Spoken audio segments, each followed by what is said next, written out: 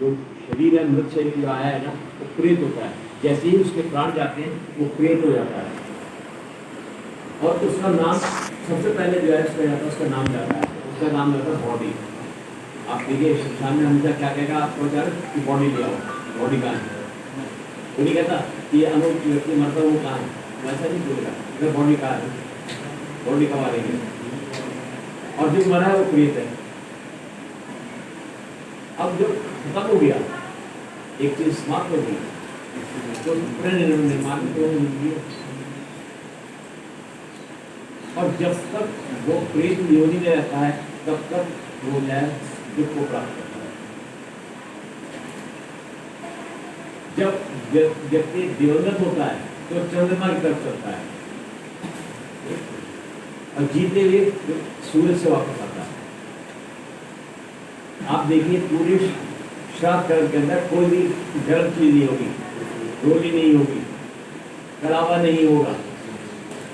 ये शुभ कर्म नहीं कर रहे हैं आप, ये शुभ कर्म नहीं है। अगर आप सोच के बैठेंगे तो बहुत अच्छा कर्म कर रहे हैं, शुभ कर्म नहीं है, निषेध है इन सब चीजों का। दही है, ठंडी है, तेल है, ठंडे है, सफेद चंदन है, ठंडा है, जितनी चीजें सब ठंडी है, क्योंकि प्रेत को ठंडी ही चीजें पसंद है।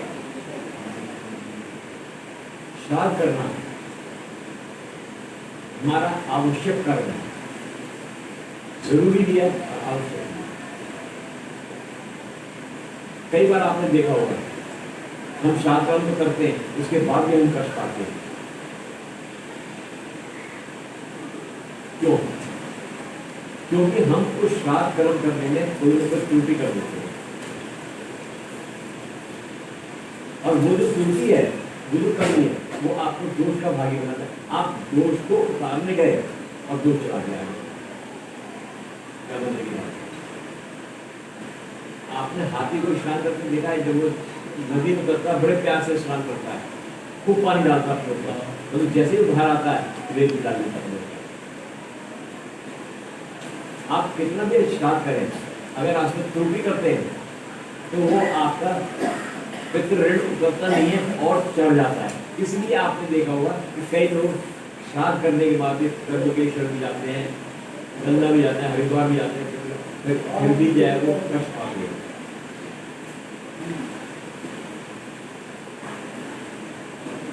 जिस प्रकार आप अनुभव कीजिएगा मेरी बात है कि हमारे कोई भी है, चाहे सत्यनारायण की कथा है, चाहे वो दीपावली की कथा है, चाहे वो करवा चौथ की कथा है, हर उसके संग हमारे अखबारों के संग एक कथा जुड़ी हुई है।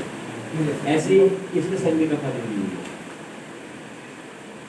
पितृकर्म के संग। ऐसा नहीं कि इसके संग कथा नहीं है, वो कथा सुनने के बाद ही आपको फल प्राप्त होगा। कितने लोग कथा सुनाते हैं? आप कर्म कर रहे हैं, कर्म क्यों कर रहे हैं ये नहीं मालूम, चल रहे हैं कहाँ जा रहे हैं ये नहीं मालूम, बस चल रहे हैं।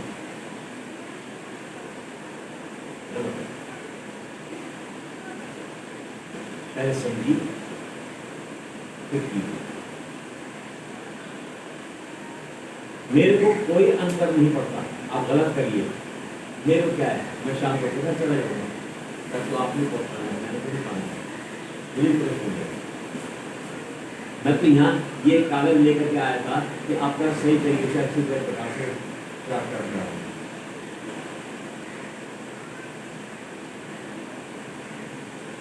कोई भी श्राद्ध का कर्म, अगर आपके परिवार में किसी की मृत्यु हुई है, उसके 11 महीने तक नहीं हो सकता तर्पण श्राद्ध नहीं होता। 11 महीने के बाद आप कर सकते हैं, क्योंकि 11 महीने के बाद वो अपने स्थान पर पहुंचता है। इस समय वो अशरीर है, उसका शरीर नहीं है। ये आपने 9 बनाए, बच्चा माँ के घर में 9 महीने पर रहता है।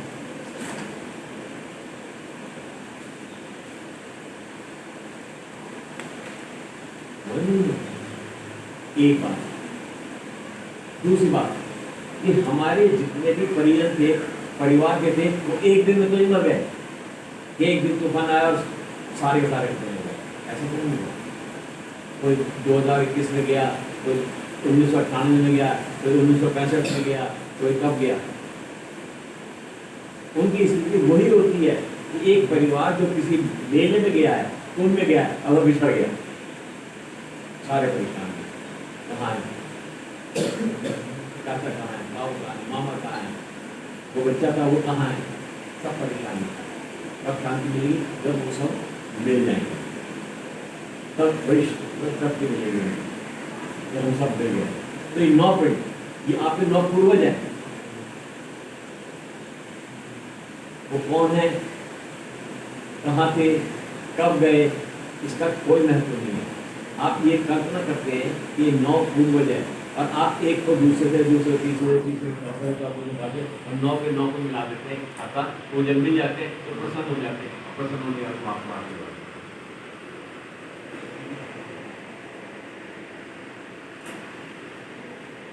दूसरी बात मैंने अभी आपसे कहा कि श्राद्ध के अंदर कोई भी शुभ कर्म करना, कोई भी शुभ वस्तु का प्रयोग करना आपको पाप से पूर्ण नहीं करता, बल्कि घड़ी बनाता।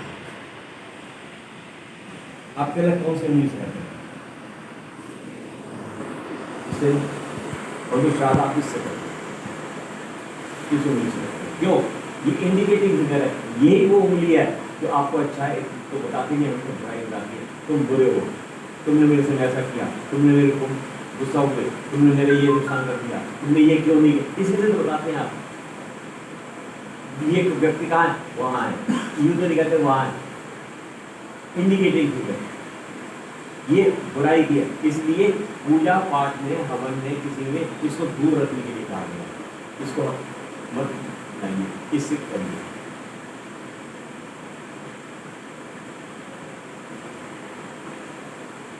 तो श्राद्ध के अंदर कोई भी काम आप करते हैं वो शुभ नहीं करते, अशुभ होता है। और उसका अशुभ का फल, जैसे आपकी कांटा छूट गया तो आपको उंगली से नहीं निकलेगा, वो किसी पैनी चीज के भी कांटे से ही निकलेगा। जो अशुभ कर्म कर रहे हैं वो अशुभ करने से ही आपको उससे मिलेगा।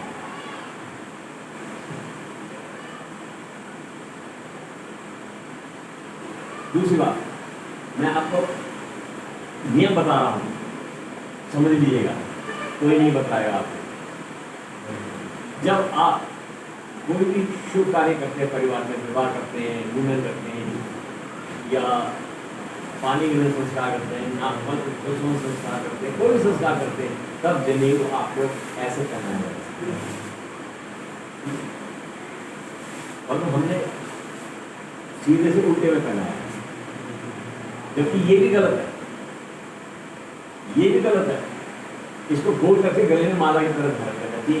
ये है जनेऊ, सही स्थिति श्राद्ध करने की। नहीं कर रही है, मैं तो एक बात बता रहा हूँ, ये आपके ज्ञान की बात कर रहा हूँ। जैसे ही आपका परियन दो चीज श्राद्ध के समय छोड़ दीजिए, तर्पण करके छोड़ दीजिए। पहली चीज अश्रद्धा, श्रद्धा का नाम ही श्राद्ध है।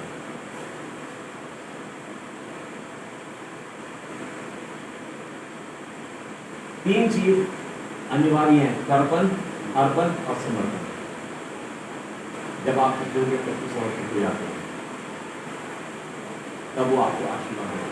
जब आप किसी मेरे पास आप आएंगे, मेरे पैरों हाथ लगाएंगे, जब मुझसे प्रयास मिलेंगे, मैं आपको आशीर्वाद दूंगा, गाली को नहीं देने वाला, नहीं दूंगा, आपको नहीं दूंगा। ऐसे ही जब आपको श्रद्धापूर्वक समर्पण के समय करते हैं तब आपको उनका आशीर्वाद प्राप्त होगा।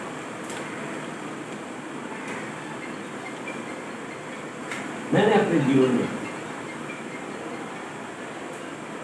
लगभग अनुभव के, मैं 50 साल जी चुका हूँ जो मैंने अनुभव किया इस संसार में रहकर।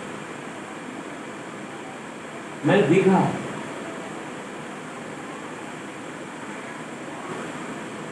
कि एक व्यक्ति आज से 25 साल पहले 3,000-4,000 का रोज अकाउंट में डालने आता था, उस टाइम 3-4,000 की क्या कीमत होगी आज के हिसाब से। अरे एक दिन नहीं, प्रतिदिन हमारे बैंक के पास में दुकान थी, और जब वो आता था दुकान से, तो मेरा बैंक था, मेरे घर भी पास में था, बैंक भी सामने था, तो जब आता था तो पहले सबसे पहले जो भी चाट वाले, पकौड़ी वाले या खस्ता कचौड़ी वाले, पूरी वाले जो भी होते थे, तो उससे ली और मुझे भिखारी थे क्लास, मतलब भूखे थे। उसका वो बैंक आता था, पैसे जमा करता, जाता वो दुकान में बैठता, ये उसका रूटीन था। एक गली में मेरा मकान था, दूसरी गली में उनकी दुकान थी, उनकी डेथ हो गई। डेथ के बाद उनके लड़कों ने दुकान संभाली, पीछे से पैसा आया, बाप छोड़ गया, चांदी चौक जैसे ही ये दुकान छोड़ गया, चौथी दुकान छोड़ गया, उनको बाप को जैसे तैसे निपटा दिया, जैसे तैसे निपटा दिया। अब समय ने पहिया घूमना शुरू हुआ,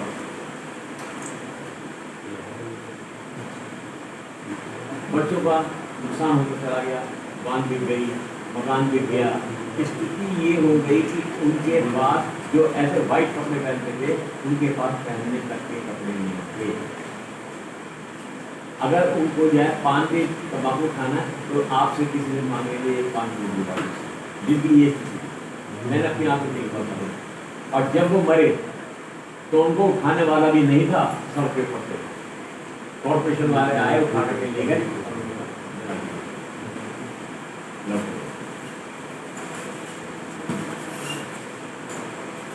एक बात, दूसरी बात,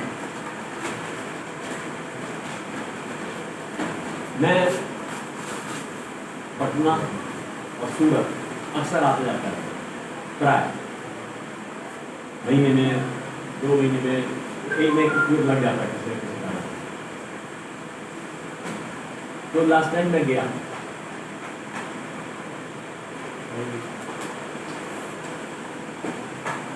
तो रुद्रनाथ का लड़का था, और शैतान, मतलब स्कूल से निकाल दिया, उसको एक तरीके घर बैठा दिया, कोई उसको स्कूल में क्या है कहीं बैठाने तैयार, 10-11 साल का।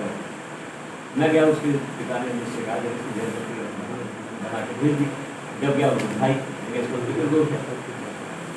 तो उसको विश्वास नहीं हुआ मेरी बात का, बोला तो नहीं जो मेरी बात को कैसे कहता है, बोले अच्छा ऐसे क्या करके, मतलब जस्ट एक क्या कहते हैं काउंटिंग वे में। मैं जयपुर बैठा था, आशीष जी था, हम चले आए, 5 साल के बाद उसकी माँ आई, अपने से बोले अपने से ले लीजिए,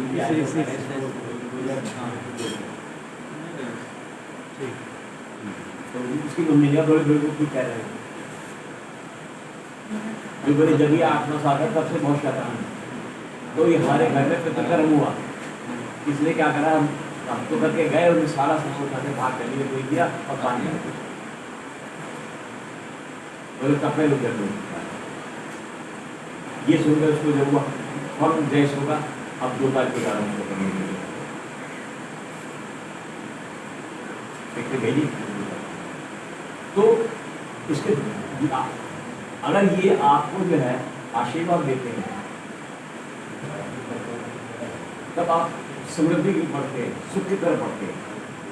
जब इधर जो क्या कहते हैं शाप होता है, तब आप बर्बादी करते हैं। जैसे मैं कथा शॉर्ट में सुना हूँ, कर्म की कथा, शास्त्र की कथा सुनाई जाती है, तो शॉर्ट में बता रहा हूँ कि भोगे और जोगे 2 भाई थे। एक बहुत समर्थ था, अच्छा था, दूसरा बिल्कुल गरीब था, उसके रोटी के लिए भी नहीं था। तो बड़ा भाई मदद भी नहीं करता था। शाप पक्ष आया तो पितर आए, जो गरीब था उसके घर, उसके खाने के लिए नहीं था, तो उसके आके उन्होंने खड़े हुए, अगर मुझे कुछ देगा ये, तो उसमें कुछ नहीं था, तो उसने क्या करा, चूल्हे के पास ही वही उनको भेंट कर दिया, फिर वो लेकर के चले गए। उसके बाद जो है वो अपने दूसरे भाई के घर, तो वो परिजन में जाते हैं, जो गए उन्होंने मतलब कुछ नहीं किया, तो सब वो राजा नहीं मानता, ये नहीं मानता, वो नहीं। समय आया, जो गरीब था वो समृद्ध हो गया, सुखी हो गया, और जो समृद्ध था वो दुखी हो गया। तब उसने अपने भाई से पूछा, भाई ऐसे उल्टा क्यों हुआ, तू तो गरीब था, निर्धन था, मैं तो समर्थ था। तो बोले बताया मेरे यहाँ फिर आए थे, तो मैंने जो है उनको ये तो बोले भाई मैं भी यही कर दूँ। तब उसने करना चुका, उसको करूँगा कि और प्राप्त हुआ तो है स्वर्गदा को प्राप्त हुआ। तो मेरा कहने का उद्देश्य क्या है आपसे, कहते ना दुर्घटना से देर बनी, गलत से थोड़ा टाइम फालतू हो जाए, कोई बात नहीं, काम सही होना चाहिए, आपको संतुष्टि हो, मुझे ये संतुष्टि हो मैंने सही काम कराया, आपको संतुष्टि हो मैं सही काम किया, हमें सही काम।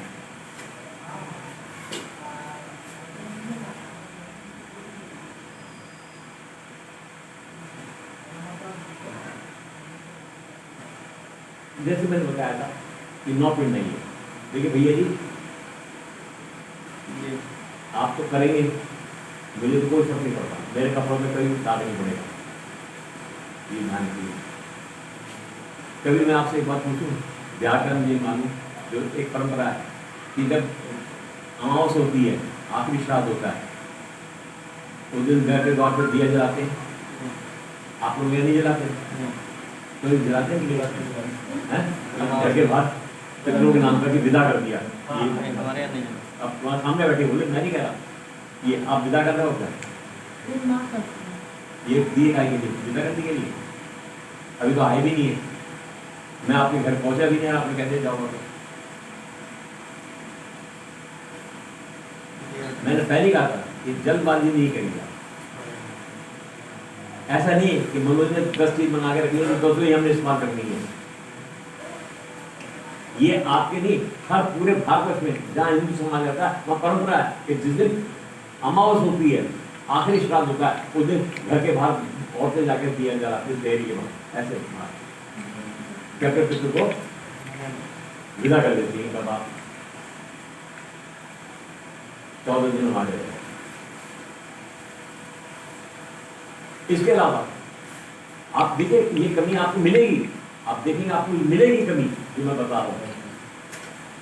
आप ब्राह्मणों को भोजन कराते हैं श्राद्ध में, आज मेरे पिता का आया, आज मेरी माता का आया, आज मेरे दादा का आया, आज मेरी नानी का आया, ब्राह्मण को बुलाते होते हो, ब्राह्मण आता है, एक पूरी खाता है, बाकी बांध दो,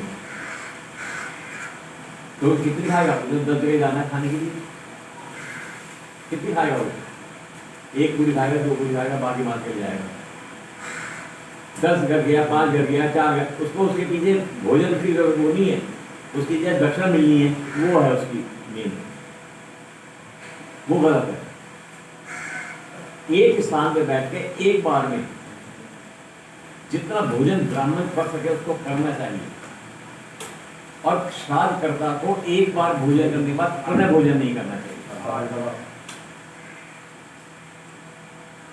अगर श्राद्धकर्ता बार बार भोजन करता है तो ये दोष का भागी है, गलत। ये वो नियम है जिनका हम अक्सर पालन नहीं करते। मैंने जितने भी आगे आपको बताया, जब हम श्राद्ध कर्म कर रहे हैं उस स्थिति में हम अशुभ कर्म कर रहे हैं और हमारे पितृ शांत हो, कुपित ना हो, क्रोध ना आए उन्हें, तो उसके लिए हम शीतल कहते हैं ना, गुस्सा आ रहा है, अरे भाई 1 गिलास ठंडा पानी पी ले, शांत हो जाएगा, बोलते नहीं बोलते देने भाषा में, जब कुछ बोल आ रहा है भैया 1 गिलास पानी पी लो, तो हम उनको शीतल चीज देते ताकि उनका क्रोध कम हो और वो हमके कृपा करें। दूसरी बात, कि जो 9 पिंड है जो आपने बनाए, इस ये हुई क्योंकि आपका कुछ नहीं लग गया। जो मैं देखता हूँ, हंसा कराता हूँ, देखता हूँ, मैं कहता हूँ भाई ऐसे ही है ना कि पैसे उंगली दबाओ, तो हल्का से दबा देंगे पिंड को, तब ऐसे कर देंगे तो आगे नहीं, इतना दबाइए कम से कम उसमें गड्ढा हो जाए उस पिंड में। ये नियम है कि आप इतना दबाइए कि उसमें गड्ढा हो जाए, जिसमें आप गरी, ये काले तिल, तुषार, जल, ये सब इसको डालेंगे। फिर एक एक पिंड को उठाएंगे, 9 की पूजा होने के बाद फिर एक एक पिंड को उठाएंगे और एक पिंड को उठाने के बाद दूसरे में मिक्स कर देंगे, फिर दोनों को उठा के तीसरे में मिक्स करेंगे, तीसरे को उठा के चौथे में मिक्स करेंगे। जिस वक्त 9 पिंड आपके इकट्ठे हो जाएंगे तो प्रेत का शरीर बन जाता है। जिस समय आप पहला पिंड उठाते हैं उसका सर का भाग बनता है, जो सर है ना उसका निर्माण हो जाता है। ऐसे ही जब मैं बता दूंगा, जब करवा करूंगा, जब 9 पिंड मिल जाते हैं तो प्रेत का पूरा शरीर कुछ मिल जाए, क्या कहते हैं, संवेदना आ जाती है। क्योंकि अभी तो वायु शरीर है, अभी वायु है, अभी शरीर नहीं है, स्थूल नहीं हो, वो वायु है। और वायु का कोई आकार, कोई प्रकार कुछ नहीं होता। तो उसको लेने के लिए उसको जब करते हैं, उसके बाद उसको हम बड़े उसके हिसाब से क्या करते हैं, जब गंगा में जाकर उनको विसर्जित करवाते हैं, अभी उनको विदा कर देते हैं कि वे हमने आपके लिए किया, हम आप विदा होगी आशीर्वाद के साथ अपने लोग को बढ़ाइए। तो ऐसा कहा गया है कि 14 दिन जो है वो पितृलोक में रहता है, साल के अंदर जब 14-15 दिन होते हैं उन दिनों में उसको भेजा जाता है धरती पे, भगवान की तरफ से, यम की तरफ से, कि आप जाइए धरती पे अपने परिजनों से मिलिए। वो आते हैं, 15 दिन के बाद वो अपने लोग वापस हो जाते हैं। अगर वो तुरंत को देके जाते हैं तो आशीर्वाद, जैसे मेहमान आपके घर आता है, बड़ा खुश होता है, तो बड़ी है ना, बड़ी सादे करिए आपने घर का, बहुत अच्छा लगा हमको, बहुत अच्छा लगा, बड़े आत्मा खुश होंगे। और आपने उसका जो नहीं किया, निरादर किया या उसका जो सम्मान पूरा नहीं किया, जाते कहते बड़े नीच आदमी है, ये दूर कर कुछ बुरा नहीं, उनको पता नहीं आप उनको बुरा भला करते हैं। यही आशीर्वाद और यही श्राप कि जब आपके जो है प्रसन्न होके जाते हैं तो उस वक्त वो आपको आशीर्वाद दे जाते हैं। आशीर्वाद के बाद का ये नहीं कि भोजन मिले, ये नहीं वस्त्र मिले, वो तो मिलेगा ही आपको, आपको सुख मिले, समृद्धि मिले, वश वृद्धि हो, ये सब चीज़ों का आशीर्वाद। और फिर अगले वर्ष फिर आते हैं, फिर आप इसी प्रकार में,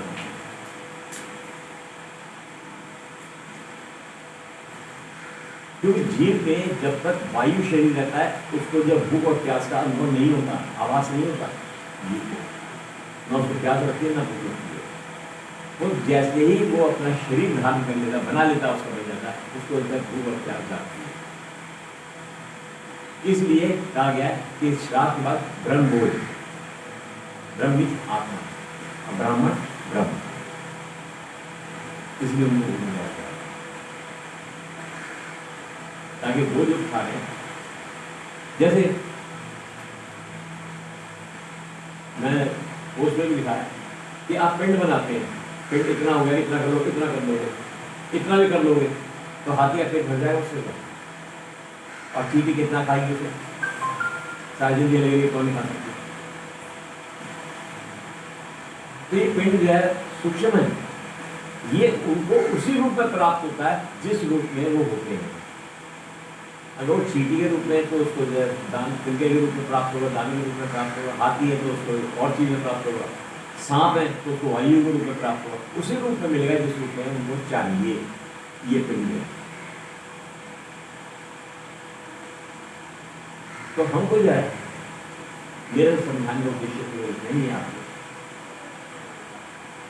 तो मैं 20-25 साल तो मुझे वो कराते फिर मैं करता हूँ ये तो मैंने ये देखा कि प्रभु की कृपा है कि जिन्होंने किया है वो सब हमारे विषय के सब अच्छी अवस्था में, कोई भी, और हर साल आते हैं करने के लिए, हर साल आते हैं। तो अब हम जो इस क्रिया को शुरू करेंगे, आप ये देखिए इस उंगली से, ये उंगली है इंडिकेटिंग फिंगर, इससे पिंड को दबाएंगे, पहले पिंड को। अब पूरा पाल नहीं बच रहा, बंद करना, बंद। चलिए करिए। अब ऐसे एक करके सबको दबाइए। इधर से इधर बाएं से इधर से ठीक है, आप लोग सही बाएं से बाएं से। उनका इधर से ऊपर बस थोड़ी डालना है, पूरा भी नहीं। फिर डालिए। हाँ ठीक है बाएं से।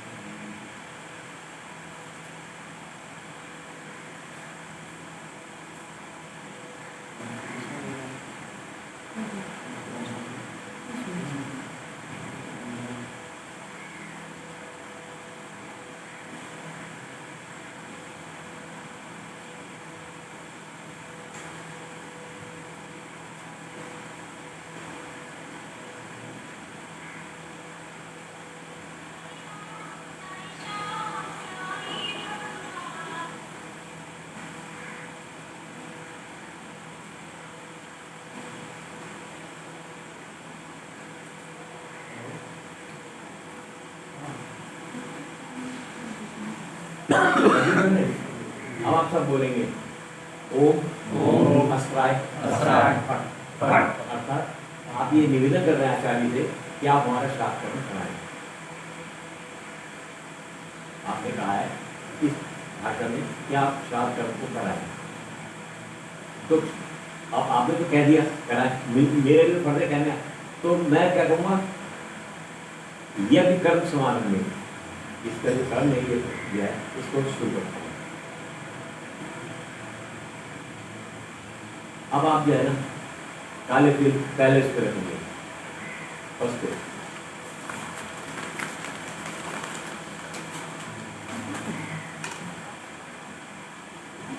सब पे एक सब पे रखेंगे, काले तिल सब पे सब पे।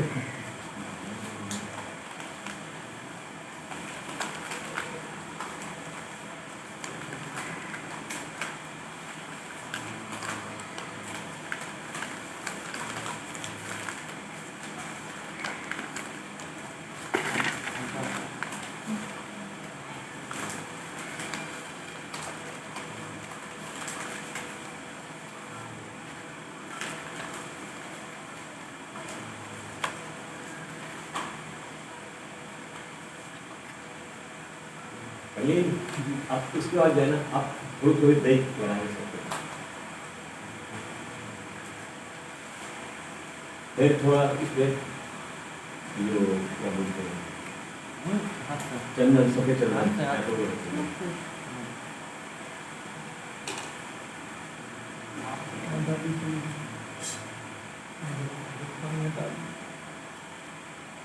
थोड़ा थोड़ा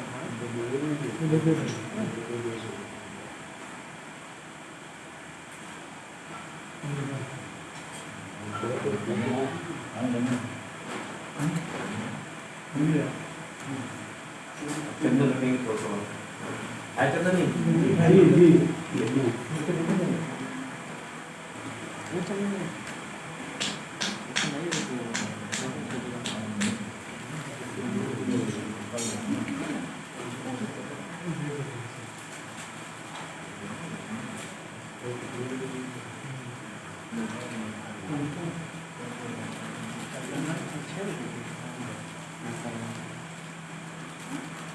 अब थोड़ा थोड़ा पानी छिड़केंगे सब इनके चंदन और सबके ऊपर कुशा रख करके दबा देंगे कुशा को, जो मिट जाए।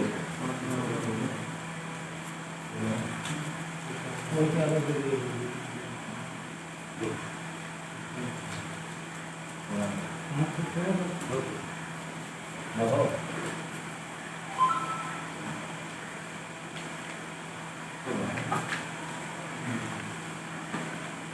थोड़ी कुशा रखेंगे।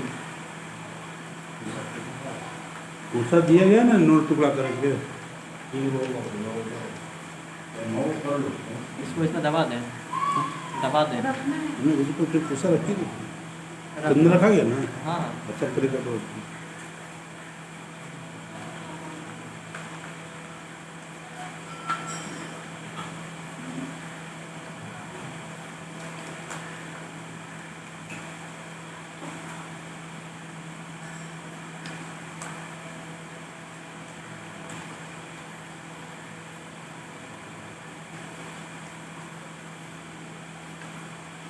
जल्दी देखो तो सब।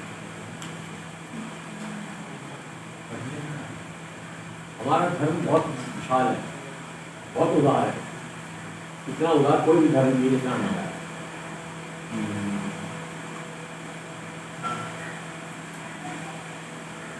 अब हाथ जोड़ेंगे आप सब लोग।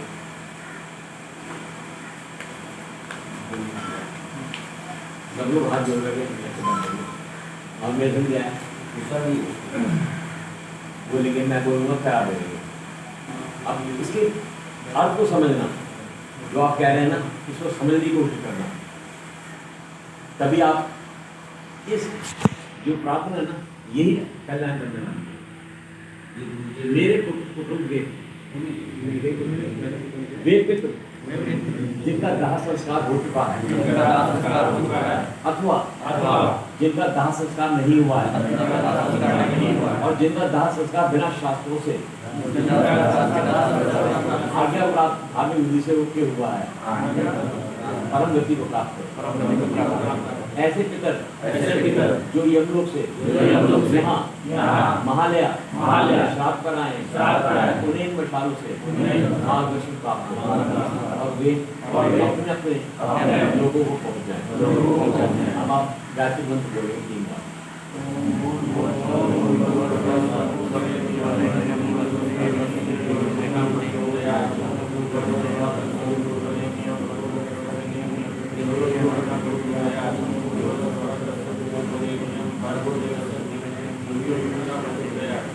अब आप बोलेंगे मेरे पीछे, जो मैं बोल रहा हूँ। इस गायत्री मंत्र जो आपने बोला, इसका मेरा किसी को समझ में नहीं आया होगा कि क्या इसका जो हम बोलते हैं, जो बोलते हैं, इसका क्या, इसको आप तो समझिए।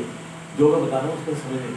सर्व जगत के उत्पादक, सकल ऐश्वर्य के स्वामी, चराचर के हृदय में वर्तमान होकर निरंतर प्रेरणा करने वाले, दिव्य गुणों से युक्त, आनंद के रस तथा सुखों को प्रदान करने वाले प्रभु के उस वर्ण योग्य सर्वश्रेष्ठ पाप विनाशक विशद स्वरूप का हम ध्यान करते हैं। जो सविता देव सविता सूर्य, जो सविता देव हमारी त्रुटियों को सब बुरे कार्यों से करके सदा सन्मार्ग में प्रेरित करते हैं। अब आप जो है ना थोड़ा चीजें उनको बताएंगे।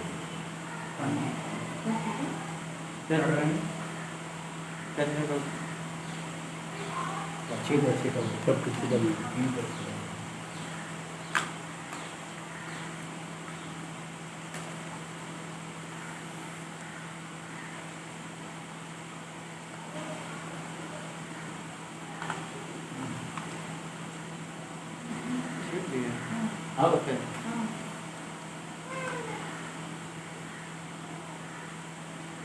कहा गया है मनुष्य जिस अन्न को स्वयं ग्रहण करता है, जिस अन्न को स्वयं खाता है, उसी से ही आपके पितृ प्रसन्न होते हैं। उसके लिए भी अलग अब ये कर्म तो हो गया। अब आपके सुरक्षा से जुड़ गई। आप कहिए, मैं बोलूँगा, आप बोल देंगे। आज मगर पर सवार पाशधारी महाबली वरुण देव आइए और मेरे पश्चिम द्वार के अब अपने अपने तेज वाहन पर सवार तेज वाहन पर सवार ध्वजधारी महाबली महाबली वायुदेव आइए आइए और देवताओं का मरुदों के साथ वायु कोटि आपको नमस्कार। बल और वाहन से संपन्न गदाधारी सोम आप यहाँ पधारिए उत्तर दिशा की रक्षा करें सहित आपको नमस्कार। बैल पर सवार महाबली शूलधारी ईशान अभिषेक को कहते हैं। ईशान आपका स्वागत है। आप ईशान दिशा की रक्षा करें। आप बोलेंगे ईशान आए नमः। अब आप बोलेंगे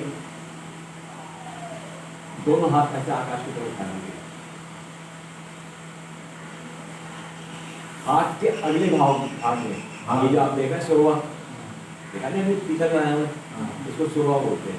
सुरवा हाथ के अगले भाग में और लेकर हंस पर सवार अजन्य ब्रह्मा जी जनहित में उत्तर दिशा के रक्षक आपको नमस्कार। ये आप देखिए मुसीबत इन्हीं जगह से आती है। ऊपर से आए पश्चिम से आए उत्तर से आए दक्षिण से आए ऊपर से आए नीचे इन्हीं जगह से आएगी और कहाँ से आएगी तो आप ऊपर आपको सुरक्षित होगा। आप नीचे रखिए। अब दोनों हाथ कट्टू पे रखिए।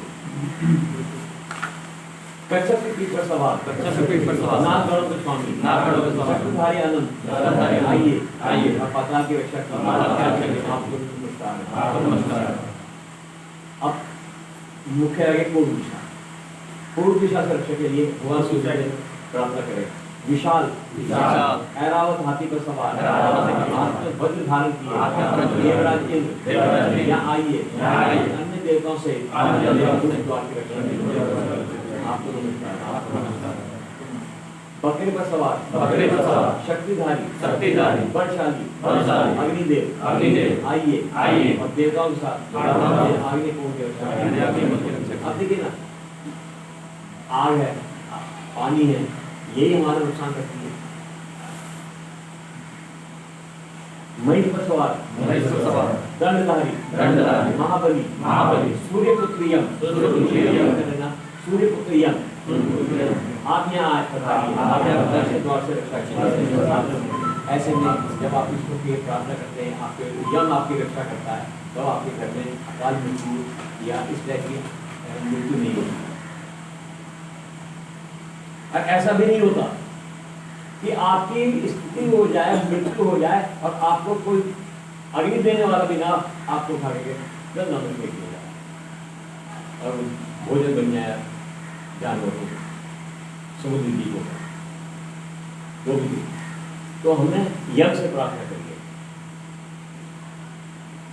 बल और वहां से संपन्न खड़गधारी निरति आइए और रक्षा कीजिए। अब आप बोलेंगे अपने ऊपर छीटा लगाए।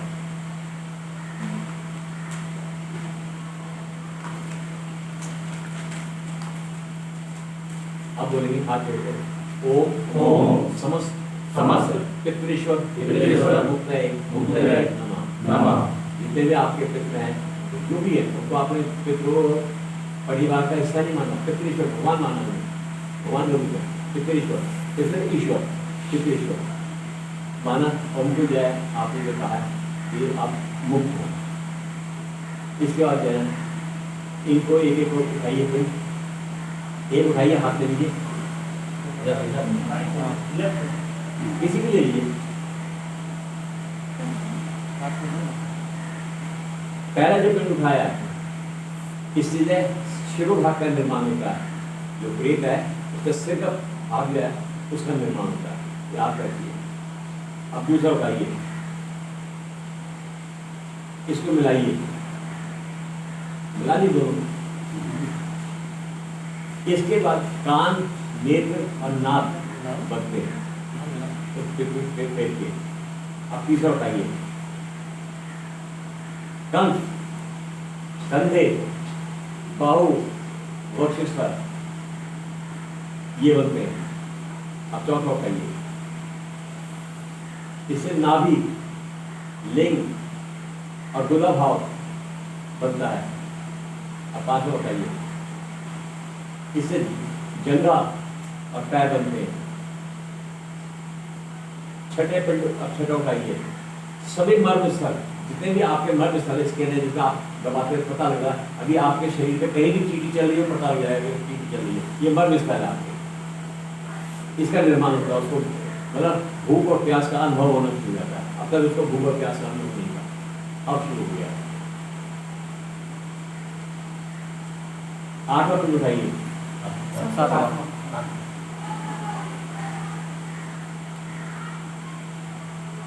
इससे दांत और रोम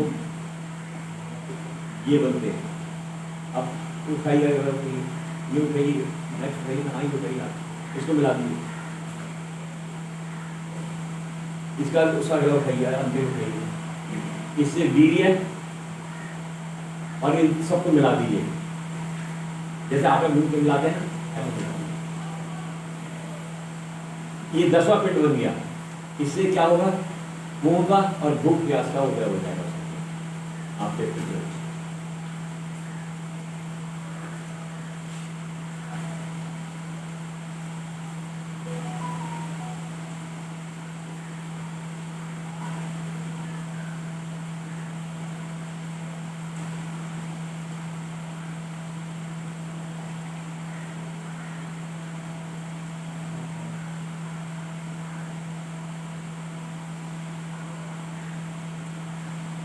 अब इसको जो है ना कर दीजिए जमीन में। हाँ, इसके बाद अपने ऊपर छीटा मारिए, इस क्षेत्र पे भी छीटा मारिए, थोड़ी कुशा रख दीजिए इसके ऊपर। कुशा तो खत्म हो गया, कुशा है, हाँ जी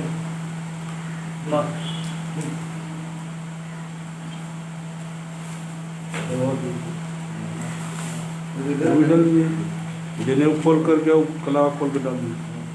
अब ये जो है ना दवा दीजिए, दवा दीजिए, कोई भी चीज आपने रखी दवा देनी है, बिल गिर जाएगी। अब ये जो है ना, ये ले जाके सामने गंगा जी में हाँ खोल दीजिए तुम, वो भी जनेऊ भी हाथ के कला सब खोल खोल पे डाल कर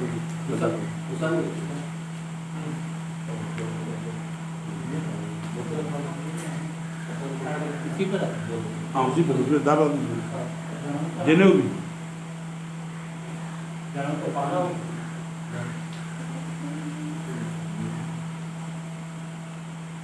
ये तो काटना पड़ेगा, जोर से बांधना। ये ना जी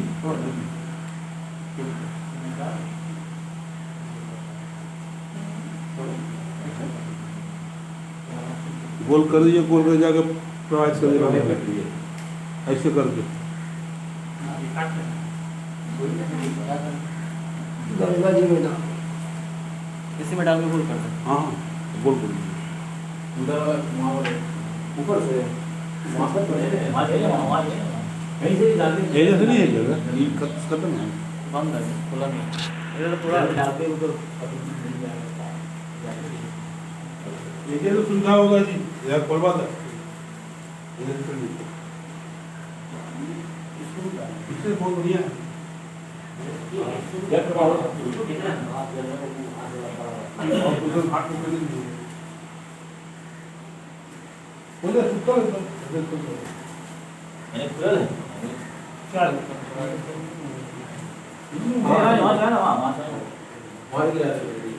एक आदमी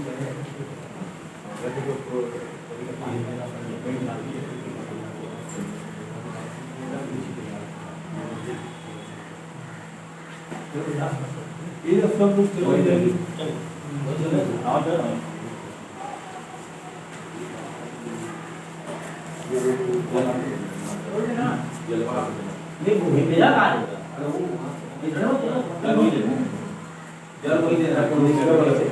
ये पितृ तीर्थ कहते हैं, इसको पितृ तीर्थ बोलते हैं।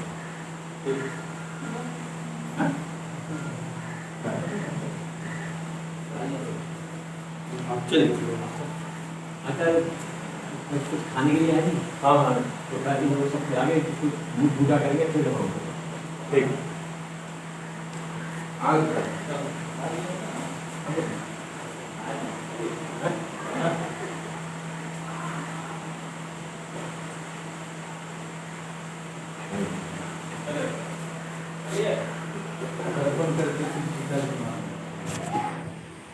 कायदा ये होता है कि जैसा हमने जो भी चीज़ है ना इन सबको ले जा करके वहाँ पर एक एक चीज़ खोल करके प्रोवाइड